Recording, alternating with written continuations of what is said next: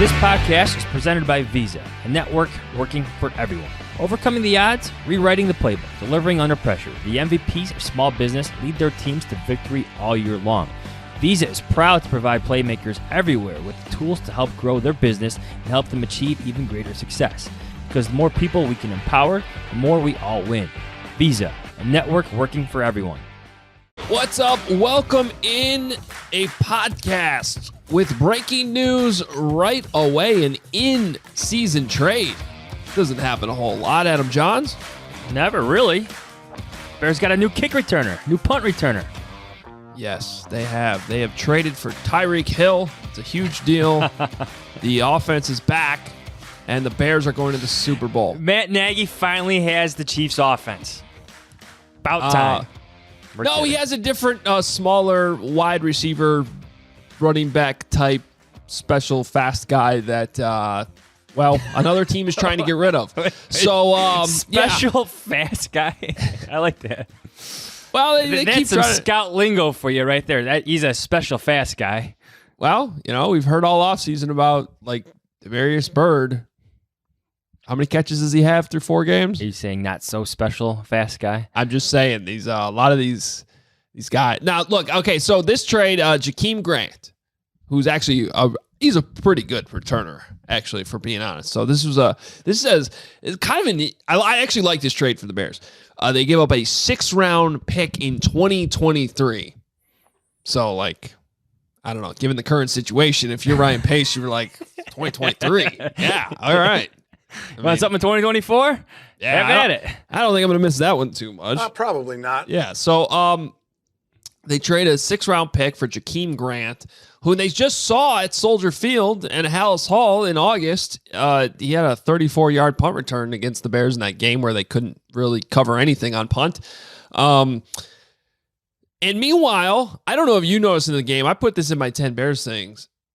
Simba Webster had he was pulling the Ted Ginn Jr. from last year, where he just had no interest in catching the punts the other day. I don't understand why they're allergic to the football sometimes, but that was an issue again. And if we learn something from the Ted Ginn experience, you do that and you're off the team.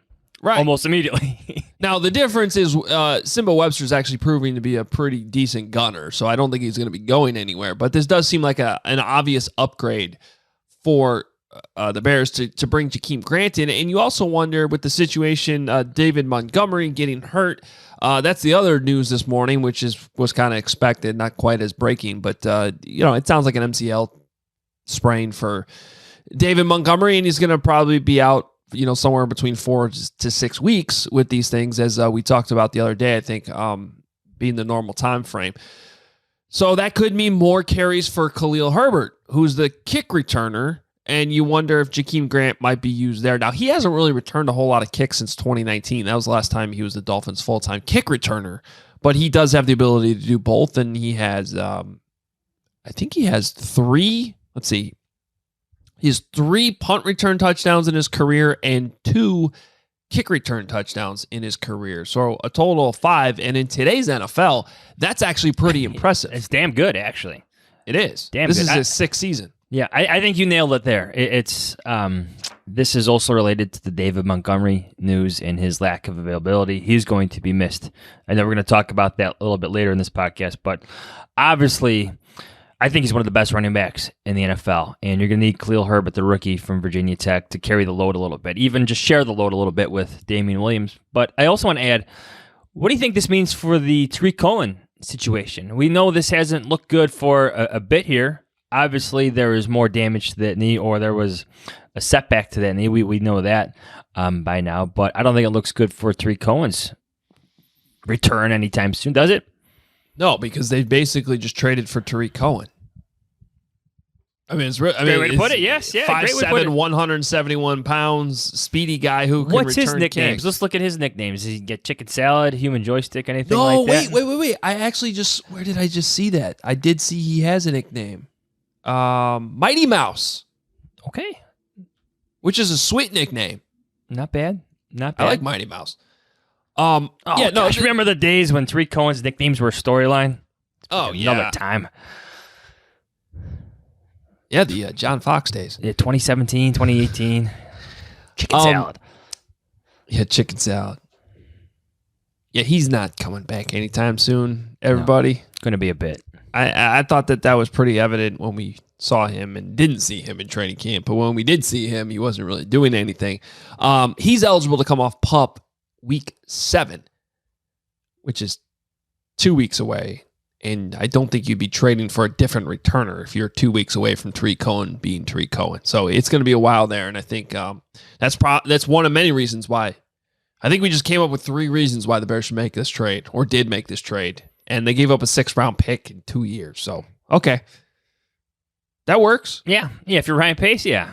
You answer a lot of questions that you have in your roster, and you give up a pick that may not even be yours in a couple of years. Yeah. I'm kidding. Well, it's not about kidding. I mean, it's a possibility. Based on what's going on right now, sure, it's a possibility. All right.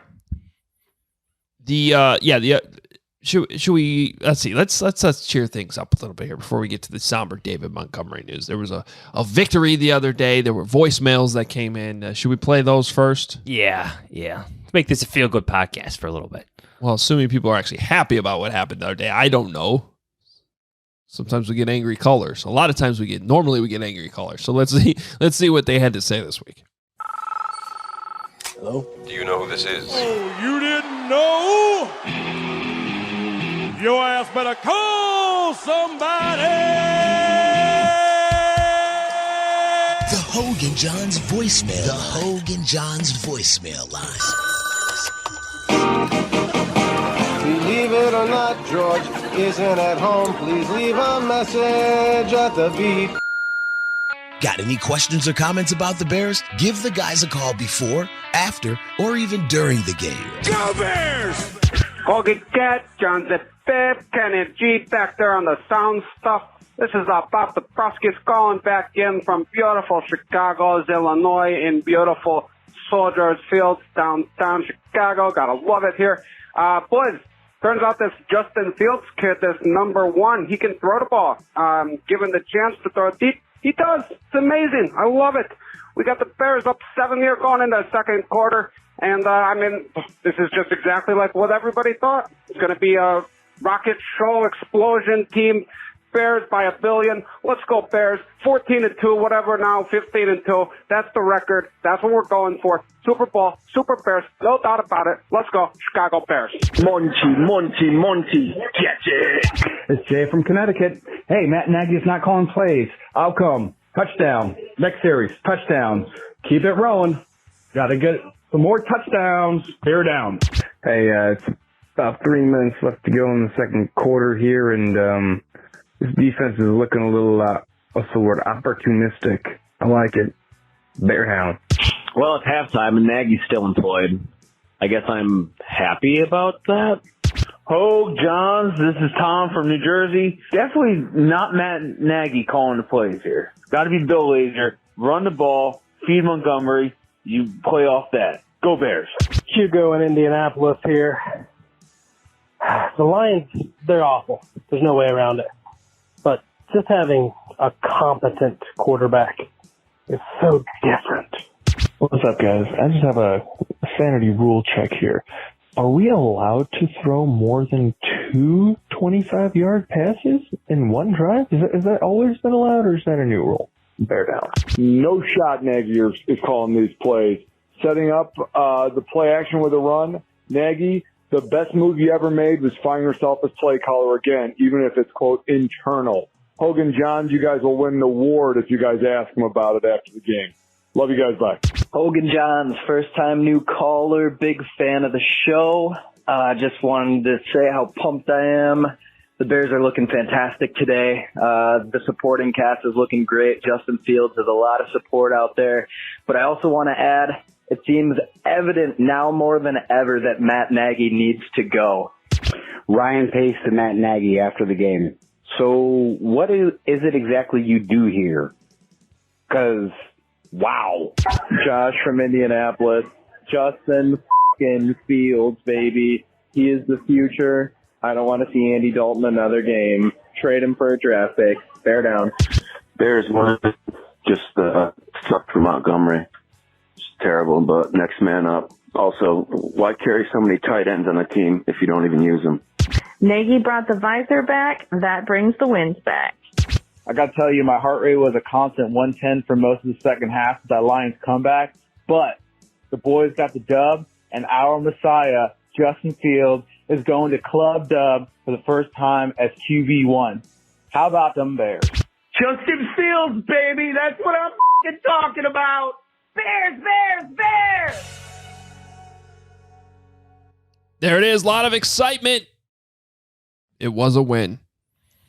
So I spent a lot of time watching Nagy during that game because it became pretty obvious that he wasn't calling the plays early on. And, you see him with his play sheet down, play calls going in. Obviously, Justin Fields is getting that from Bill Lazor. But just to see his interactions be a bit different on the sideline, I think it's important because I think you and I have talked about this several times about how he's a pretty good head coach.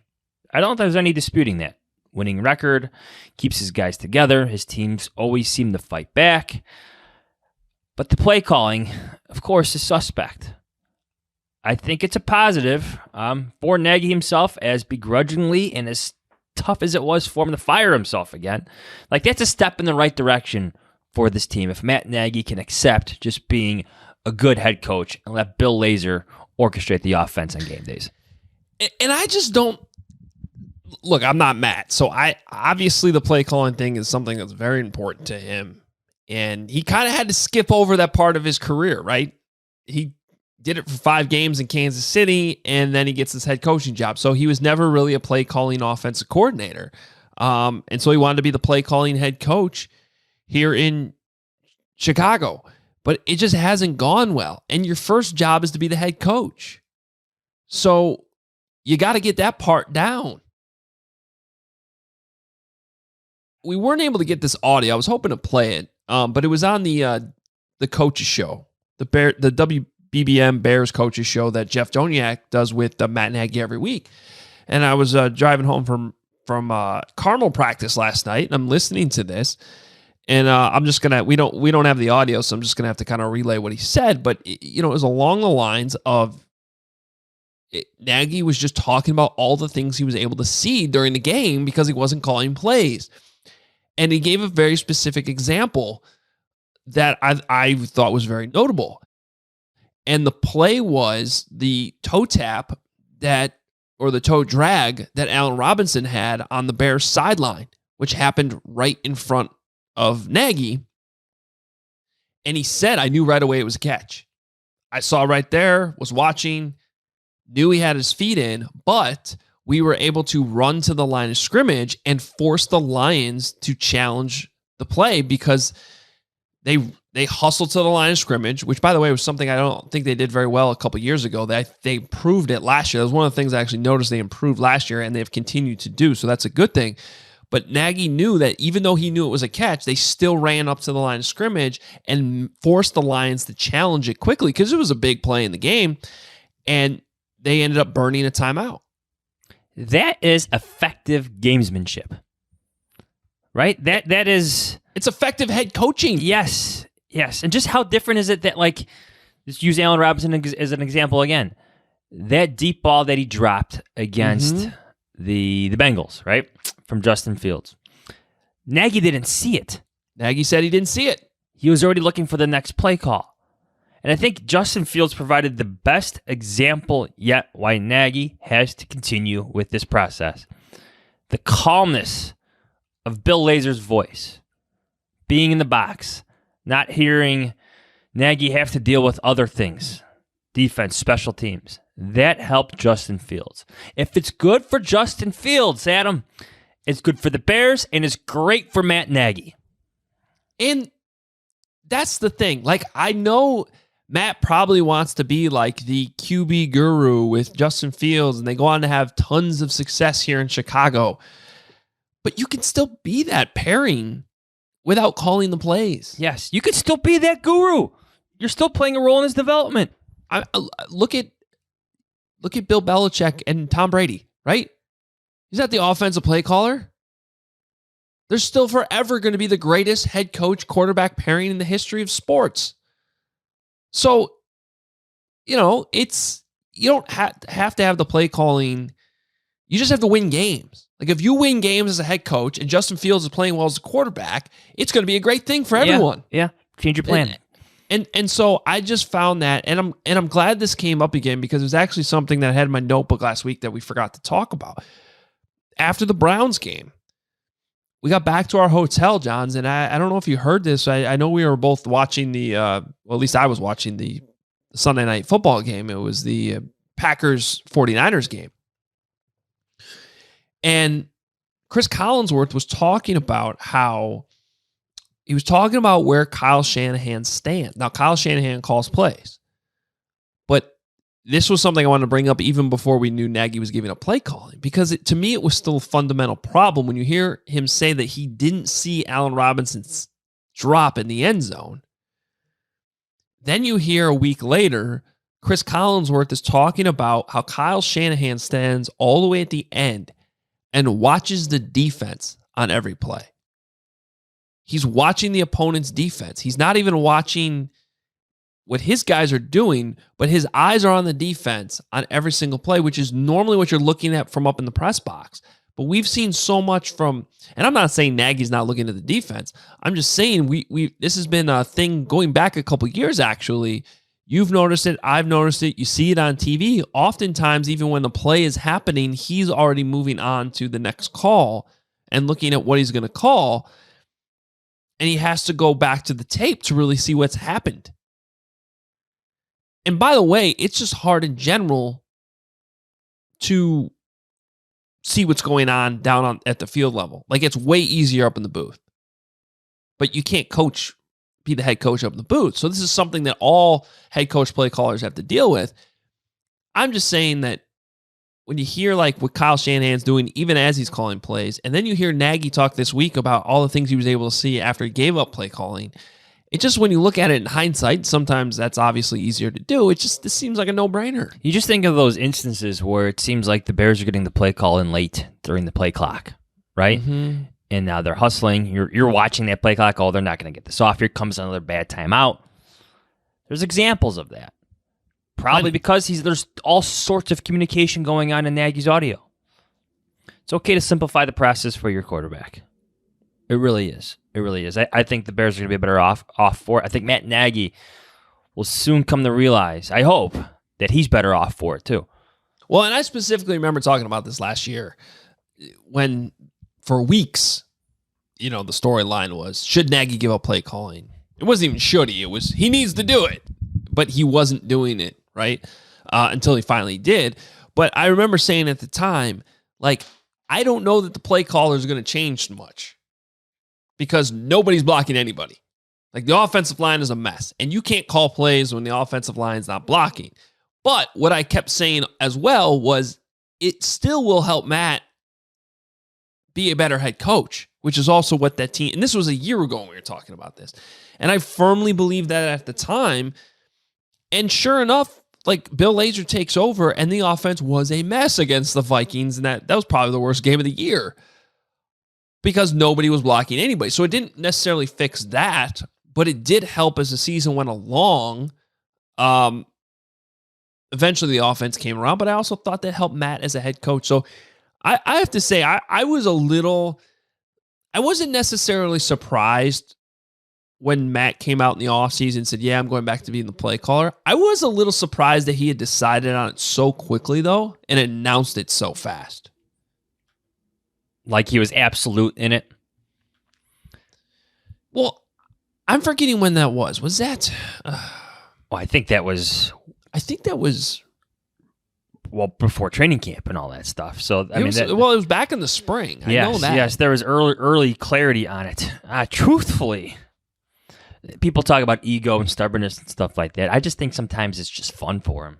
Like I've thought about this a little bit. He likes it. It's fun. He likes doing it. Yeah, he's come out and said that, and I think that's part of it. He has fun doing that. Now I think he has more fun when it's working. It hasn't been working, so it's got to be less fun for him. But it's good for the Bears. It's so evident that it's good for his quarterback right now. I'm not sure it's going to last. One game is a small sample size, but we saw it work for Mitch Trubisky when things weren't clicking for Trubisky and Nagy. See what happens, man. Yeah. And I don't know if I'm going to die on this hill, but you kind of mentioned it earlier, and I still believe it. I still think he can be a good head coach. I think a lot of people are quick to be like, forget the record. Look at that defense in 2018. That's why he's got that great record. That was Vic Fangio, and I get that. That's a great argument. But that club dub stuff, the booms, the dancing, that's all from Nagy. Like, he held dance-offs in the locker room. Yeah, roll your eyes at that if you want, but that's all an extension of Nagy. And maybe we are guilty of giving him a little too much credit on this, but you know what? They have not had a losing record under Nagy. They've made the playoffs twice. They have not won in the playoffs, but they've still been in it. That's better than not being in it. That means something, does it not? That has to mean something. I think it does. But I also still want to see more of this setup, right? Where you actually have an offensive coordinator calling the plays. You can still have a huge hand in it. Head coaches should have a say. What's that John Fox quote? We play it all the time. You got it? Oh yeah. Putting me on the spot here, but yeah, of course, I got it. I'm not an offensive coordinator. I'm not a defensive coordinator. I'm not a special teams coordinator, but I coordinate all three. It's a funny quote, but I also, as much as we play it in jest, I do understand what he's saying. Yes. Because I also understand, as bad as it sounded, I also understand what Nagy was trying to say after the game on Sunday, how it all ultimately comes through him as the head coach. I didn't necessarily think that was the time and place to say that. Maybe Monday would have been a better time to remind everyone that, or Wednesday or later in the week. I thought after the game, the best thing to do is probably give Bill the credit that he deserved, give your players the credit he deserved, and move on. So that was admittedly a little... Now, full disclosure on that. So you were in the press conference room. I was not. I was down the hall because they had set up a second area for players to talk, and we were doing a lot of sitting around over there, let's just be honest. So I was watching the presser on my phone because it was being live streamed. And when he said that, I was like, well, I get what he's trying to say, but this is a little cringeworthy. It's not the moment. I think there's a naturally defensive instinct that goes up that comes into play for Matt Nagy when it comes to play calling. Yes. Like, that's his instinct to be defensive about it because, like everything we just said prior to this, he loves doing it. He wants to do it, all that stuff. Now, the first question wasn't as direct. It just mentioned changes. So it gave Matt an opportunity to dance around with his answer a little bit. Now, the second follow-up, which came a little bit later, was more direct. And then he got direct with his answer. Bill did a good job. And I think that was the quote right there. Everybody went with it. But then he offered more than that. Like, he started to dance around with his answer again. Not the right time or place. I think he deserves criticism for taking that tact. But I do think some of that is his natural instinct to be defensive as a person when it comes to play calling, which we know he wants to do. What question are you asking me? I think just the way he talks about it, you can tell like it's a sensitive thing for him. Yeah, it is. His pride has been wounded. And by the way, I get that. Like, I there's no problem with that. I get it. But if you're winning games, then who cares, right? Like, it's... And see, I like to believe that he knows that. He gets that. Right. Like... did you see the firestorm yesterday nationally on this? Yes, I knew there would be. Yeah, I knew the second he said it. Oh, yeah. I even said it to one of the, the Bears employees. I'm like, might be in trouble on that one. That one's gonna hurt a little bit once the national media. And look, right or wrong, Nagy's become. I'm actually amazed at how Justin Fields has made the Bears so relevant nationally. Every day they're like, I mean, you had Tom Brady returning to Foxborough. And that was by far the number one story, but it was like right after that, number two is Justin Fields and Matt Nagy, like right back in the place it is every single day. It seems like on these talk shows. Yeah, that's what I put in my column. I had this line, like, even when he wins, he loses, because this is what happens. Like, by providing that answer, I knew he was going to become a target again, especially coming off that Cleveland game where everybody naturally wanted to fire. We knew it wasn't going to happen in Chicago, but here we are again. But I also, and I get it to a certain extent from Nagy's standpoint, the way you just put it, like even when he wins, he's going to lose. Like, let's say this offense takes off, which I'm very clear, I'm not predicting that to happen. But let's just say, hypothetically, Justin Fields stays the quarterback.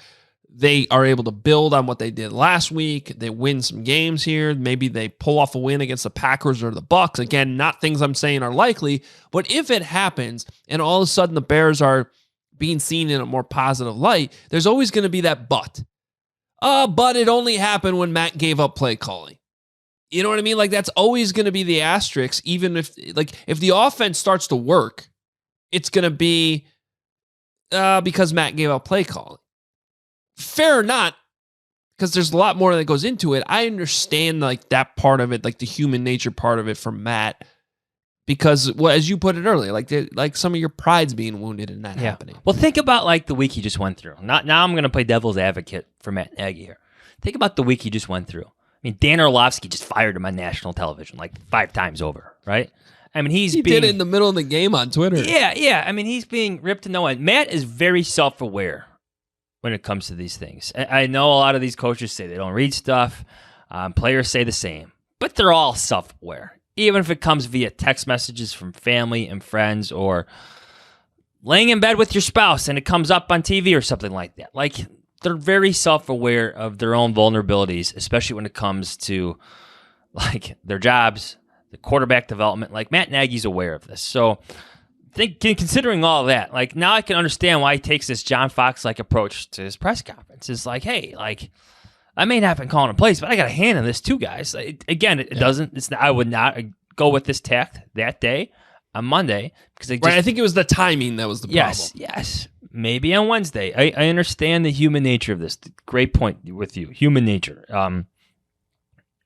It's okay to be defensive, but the timing of his defensiveness, I didn't like, and I knew it was going to fuel all those Nagy haters out there, whether it's the fans on social media or all those in national media, even locally. I'm not an offense coordinator. I'm not a defense coordinator. I'm not a special teams coordinator, but I coordinate all three. But again, if Matt said last week that he's always going to do what's best for the Chicago Bears, right? And I think that that's true. It's just not necessarily easy for him in this case, right? Like, he's willing to do it. He did do it. He didn't just say it. He did do it. He did give up play calling again. He did fire himself for the second time as the play caller. But that doesn't necessarily mean that it was easy for him to do. And I think that raises fair concerns too about what happens the rest of the season, because he is going to have a hand in it. And is there going to end up being, like, any week's hard after you lose? Not every play is going to be perfect. There's going to be struggles. Are there going to be weeks where everybody's seeing eye to eye on what the game plan should be? And they shouldn't, though. Well, no. And that's true. There should always be disagreement and collaboration, right? To come to, but if it's resulting... No, you didn't just use that word, but go ahead. Yeah, I did. But if it's resulting in possible conflict on game day, then that's not healthy. And I'm not saying that that's what I think is going to be a problem. I just think it's a fair question to bring up. And this is the NFL, and we do see this every single year on multiple teams. It's always a storyline somewhere in the NFL. And when you throw in a rookie quarterback, and apparently, still this quarterback controversy, it's just funny that usually it's like the fans and the media that create the quarterback controversy. Like, in this case, it's the Bears. Right?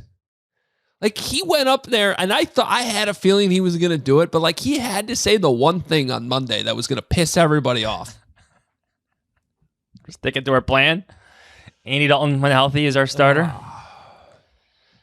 I don't know. And that's why I tried to calm everyone down. Like, good luck with that.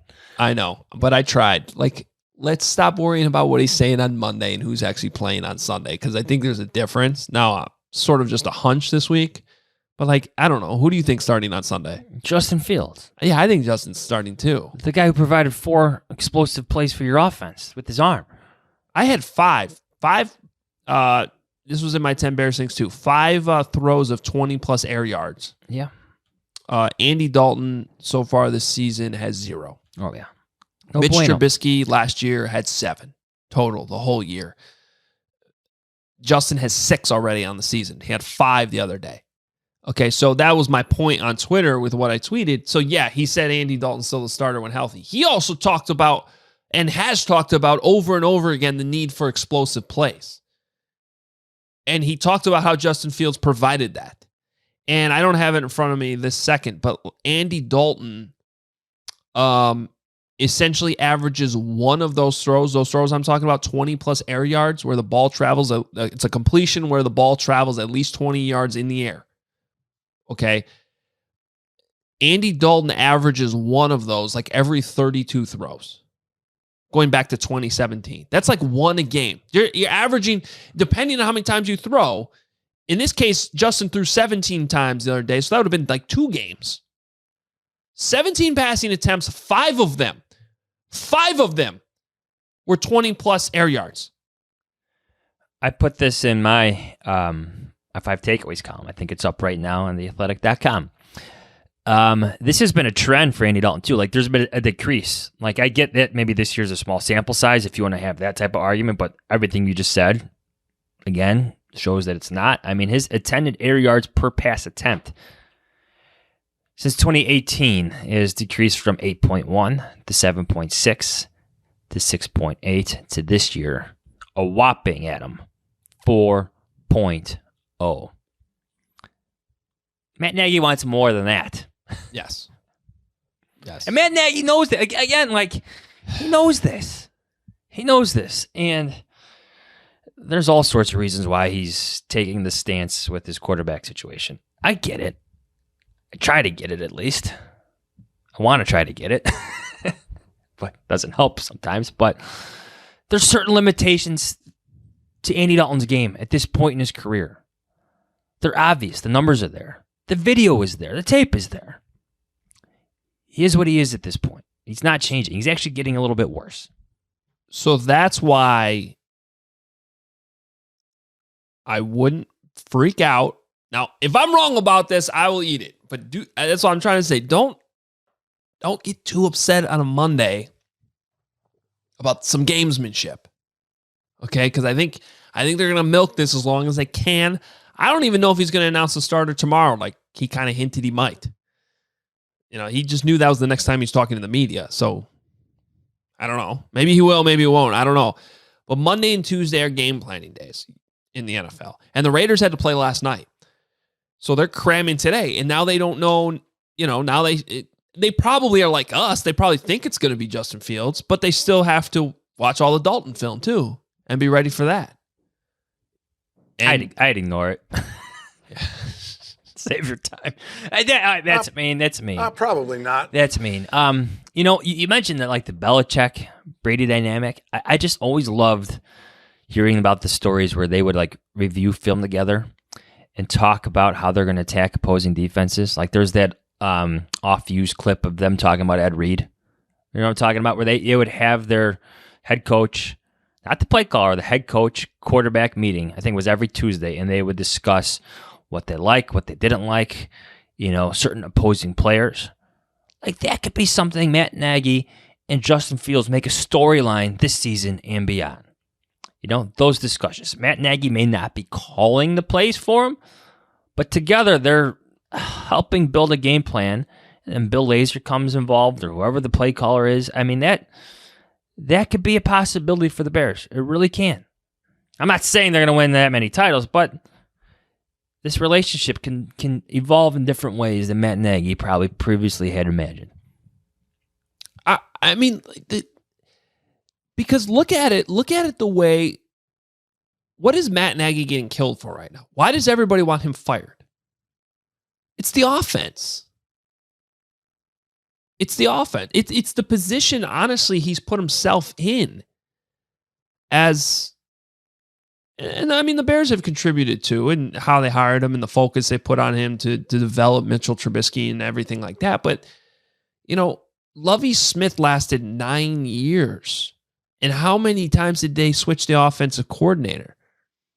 Right? But he was considered a good head coach, and he still won games. Now, the winning has dipped a little bit, but since 2018, they've been a 500 team. Right around 500. Always, and that's with a 4-game losing streak 2 years ago, a 6-game losing streak last year. It's not been pretty, but this is the argument I've been trying to make for a while. Like, I think this is the best thing for his job security, as much as it hurts the pride. And as much as people are going to say if the offense starts working that, it's because he gave up play calling and put Justin Fields allowed to take over. Whatever, man. As long as you win football games, you're still going to be the head coach. That sequence that we just talked about a few minutes ago, where he knows Allen Robinson's inbounds, but makes the head, and that's probably one of the instances where he, gets in the headset and goes, Bill, hurry up, let's go, hurry up. That's the influence you can still have on the offense, but you saw the play on the sideline, so you forced the Lions to call timeout by challenging the play. Like, that's a really good head coaching play. What's good? That's really good stuff. What's good for the offense, what's good for Justin Fields is good for Matt Nagy's job security. It's just the way he's got to view it, right? And I guess my looming questions on this is how are the Bears' top decision makers? Even throw Ryan Pace in there too, but I'm talking about George McCaskey and Ted Phillips. How are they processing all this? Because they consume everything that's out there, right? They're aware of the ridicule. They're aware of the fans' distaste or where they stand on their head coach. And, I'm sure they don't like how the process is playing out for Justin Fields themselves. I'm sure they've had questions for Nagy. How they process this is going to be different than I think the outside process is this, because I would hope they're dealing with more information. Like stuff that we don't see all the time. So, that's a good example that Matt Nagy used that became public, but he has an opportunity to provide his bosses with more of those, right? Does he not? And I think he can provide more of those because he will have more of those if he's the head coach, more so than the play caller. Well, I've always thought that he has not been on as much of a hot seat as like the general public wants to put him on. Because when you bring in ownership into the conversation, first of all, I don't think the GM is going to be firing Matt Nagy unless he gets told to from above. Okay, those two still seem like they're in lockstep, and I think ownership genuinely likes both of them.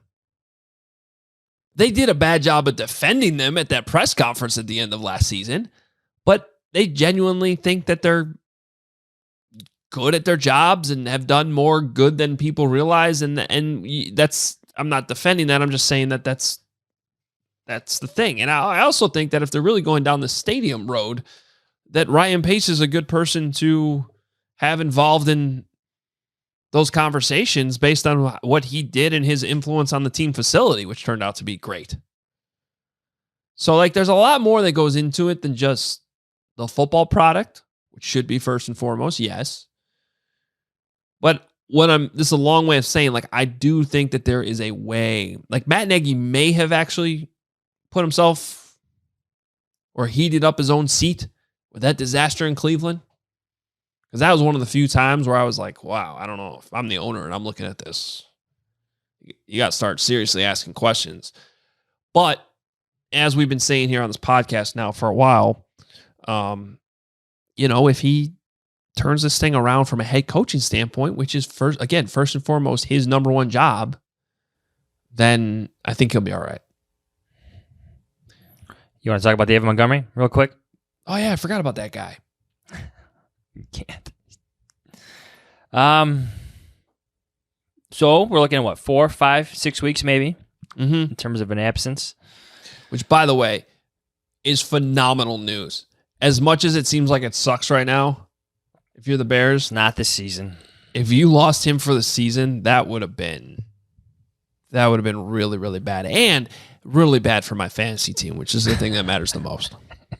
It's been a bit since you've what's the saying? It's been a minute since you've referred to your fantasy team. Yeah, but here we are. First of all, I know people hate hearing about fantasy teams, so when I bring it up, I'm really actually doing it as a joke, as a bit. To get them. I understand. Knock on wood if you're with me. I don't want to say the Bears are going to be okay, but I put this in my 5 takeaways column. They kind of planned for something like this. They invested more in that position. I know some of it may have been potential cover for Tariq Cohen's injury or lack of availability post-injury, which we're seeing come to fruition, but signing Damian Williams, a guy who's been productive in the regular season, in the playoffs, maybe has not had an elongated stretch of being a number one back, but he can do it for a few games. And I don't know about you, Adam, but I feel like we've talked about this in the podcast. Khalil Herbert from day one has looked like he's belonged. Yeah. You could just tell, I think we had questions about Adam Shaheen a few years ago. Some other guys that have come and gone. But since day one, I thought Khalil Herbert, I think the Bears have something in here. That's what I've kept writing down in my notebook. Like the Bears drafted something here. All right, look, 2 things can be true at the same time. One is running back is still a position where you can get by. It's speaking of fantasy, it's why you can go pick up Alexander Madison on a day where Dalvin Cook's out and have a nice day. Okay, get production, get yards, score a touchdown. Okay, you can get by at that position. At the same time, I think we would be doing David Montgomery an enormous disservice if we tried to say Khalil Herbert can fill in for him or Damian Williams. I'm not saying that completely, but your first point's still true here, is what I'm getting at. No, I'm saying both are true. Yes. I'm just saying that David Montgomery deserves a ton of credit for how much better he's gotten, how much better he kind of always has been. Now that they're finally using him, you're seeing that. But I'm telling you, his burst this year is different. When you really watch the tape and compare the tapes, his burst, there was one play where I'm pretty sure the call was either left or up the middle, and the crease opened up on the right, and he just took off. And that was like the knock on him. If he showed that burst coming out of college, he would have been a first-round pick. Because he has that contact balance they were always talking about. He doesn't ever go down. He's extremely hard to tackle. And now he's got some speed. I'm not saying it's breakaway speed, but it's good enough that he has added an extra element to his game. And there is not a running back on this roster, or on most rosters, quite frankly, that check all the boxes that he does right now. So it is an enormous loss. That being said, can they get by for a month? Sure. It can. But I think it's even more reason why Justin Fields should be playing. Yeah. And I've designed some more runs for him, quite frankly. But got to move those chains. It goes back to what I was talking about earlier with the verticality in the offense and these explosive plays Justin Fields all of a sudden throwing out there. Well, that helps you stomach the loss of David Montgomery if the defense has to start worrying about some deep throws. And they can't just creep up and sit on all these short routes that you're running with Andy Dalton out there. And you inexplicably ran with Justin Fields in Cleveland, right? If you keep that going, what we saw the other day, now granted it was against the Lions, but you keep that going, that will help the running game regardless who's out there. And I think it's why Damian Williams, when he came in, did a pretty good job. I forget which radio station I was listening to this morning, but was it Dave Wannstedt? So they had to be the score. They had asked them if the loss of Montgomery changes your plan at quarterback. Do you be more cautious? And I think you bring up a good point. The answer is no. He's still your best chance to win, the rookie. Justin Fields just provides you more. Again, for all those air yards we just talked about. The ability to keep safeties honest. That starts with Justin Fields, not Andy Dalton. What did Wani say? I forget. It was early. So you're the one who brought it up. I referenced it. Yeah, I think it was David Hall, our good friend David Hall, who brought it up to him. And I'm like, oh yeah, they were talking about that today, but now I can't remember what was said. So you remember the question, you don't remember the answer. I remember the question. I think Wani. God, what path was he going down? Anyway, In your research. I don't know if I agree or not with whatever he said. Someone on Twitter help us out. But I would still start Justin Fields. I mean, I can't answer that. I mean, it's like, I don't know, horse racing. Thanks, John. It's a loss. It's a loss. Hey, the Raiders lost. Speaking of that, you watch the game last night? Yeah. If I'm Colt Kmet and Jimmy Graham, I like what I saw. If I'm Sean Desai, I'm just like, yeah, my guy Brandon Staley.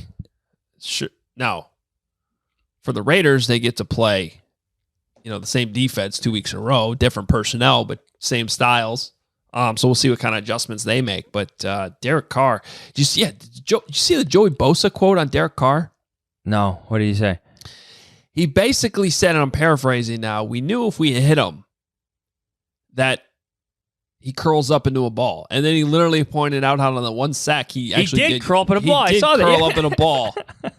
Like Joey mentioned that specifically. And he's like, great dude, great player, but we know what he does when you hit him. So you talk about this Bears pass rush right now. Now, losing Akeem Hicks is not great. Do you know Travis Gibson graded out higher than any player for me? Yeah. When I went through the film. As good as Robert Quinn was, Travis Gibson was even better. And then you had neither one's Khalil Mack, who still managed to play pretty well on that injured foot. So that right there, I think, is like the equalizer that the Bears have in their back pocket in pretty much any game. Sean Desai's scheming some good things up, man. The games and stunts he's playing up there, when he's getting Khalil Mack on an inside rush against a running back. Do you see the one where he had 3 or 4 guys to the left? I forget it was 3 or 4. He had 3 or 4 guys all the way to the left. Robert Quinn singled on the left tackle, and then there was like a big hole in the middle. But the linebackers are both there to cover those gaps. It's like, that's an interesting formation. I love it. Yeah. Confuse the quarterbacks. Mm-hmm. So, well, this is where we say goodbye to Adam Jahns. He's leaving us for a little bit. Going away. I am not going to Las Vegas. A good friend from grade school is getting married. I'm standing up in it. And I will not be partying with you guys in Las Vegas. Just do me a favor. Don't care. That sportsbook, you care, Mitch. That sportsbook where they got the pool and the giant televisions outside. Go enjoy a cold one for me and watch some college football on Saturday, will you? I was going to look into that. I don't know how it works. Like, I assume it seems like everybody in the world wants to go to that place. Do you have to like reserve space? I'm not sure. I don't know. I think actually 670 Score is going to be there, so find out. Oh, I should be able to get it in then. Yeah. I hope so. Yeah, bring your swimsuit. Yeah. I do need to find a place to watch the Wisconsin-Illinois game on Saturday. That'll work. In your swimsuit in a pool, watching on a giant TV. I'll be honest. I've done zero research into I haven't been to Vegas in like 11 years. Done zero research into what I'll be doing. I think I'll be working since I'm going there to work. And not to be a party pooper here. But, and I haven't even looked at the weather. It's Vegas. How did they have a lightning delay last night when there's a roof on the building? Well, because it's an open air stadium. You know that. So the lightning like comes in like sideways? We've seen science. Yeah, maybe. I just find it interesting that there was more Raider fans. That part I knew. I mean, the Raiders are still huge in LA. So there was more Raider fans at the game last night in LA against the Chargers, the home team. And there may be more Bears fans than Raider fans in Vegas this week. I mean, Bears fans and Raiders fans. That's what you said? Yeah, that's what I meant to say. Yeah, whatever I said. There may be more Bears fans than Raider fans. I know a lot of people from here going. Yep. Well, if you're going, make sure. I want to see. You know what? I want to see those Hoge Jahns shirts on the strip. On the strip. Let's see that. Let's see those photos at this the week. tables. If we see those, I think we could probably hook you guys up with the free T-shirt coupons. Yeah, so send them in. Send them in. Those are, and if you don't have them, obviousshirts.com is where you go to get our T-shirts. You can check them out there. Also, I should mention, since they're such great partners, the White Sox, with their playoff games coming up, they're going to be trying doing blackouts at all their games. And Obvious Shirts has a ton of really good White Sox shirts, too, that are black. Perfect to get those for the game since it is October. I'm ready for that. Thursday, playoff baby. baseball. Thursday. White Sox getting that. They're getting the non-Yankees treatment though. Even though we don't know if the Yankees are going to be playing in the ALDS yet, but they're getting all the day games. They're putting that White Sox Astros here, except Sunday night. Oh, it is Sunday night because I know there was talk about it crossing over with the Bears. Yeah, so it's like Sunday. You got a nice doubleheader now. You got the Bears game followed by the White Sox game. It's a great sports day in Chicago, right there. Kevin Fishbane will be filling in for Johns while he's gone. Enjoy Boston. Say hello to Tommy for us. Even though he's in Tampa. There you Say go. hello to Bill. Okay, we'll do. Even though he's Mac. in Foxborough. I love Boston. Go to the Union Oyster House while you're there. I've been there a couple times. It's the best. I think last time we were there, we went there. Yeah, I always go there when I go there. It's the best. It's the absolute best. All right, so Kevin will be here Thursday, help previewing the Raiders game, and we'll see if we've got any news on the quarterback situation. And then that's who you'll get to in Las Vegas, the post-game report. So the Fishman. It's the Fishman week right here on Hoge Jahns. The Fishman in Vegas. I'm so excited about it. Adam Johns, go ahead. You want to play the Kyle Long one? That one's better. I don't know if I have that in front of me right now. Okay, fine. You just like that one because he gave you credit for picking the... I did pick the Bears that day. The only person in town. What else? Go ahead, I'm listening. Nothing. We're out of here, Matt. Talk to you guys on Thursday. See you next week. Hey, Matt. How you doing? Good, Adam.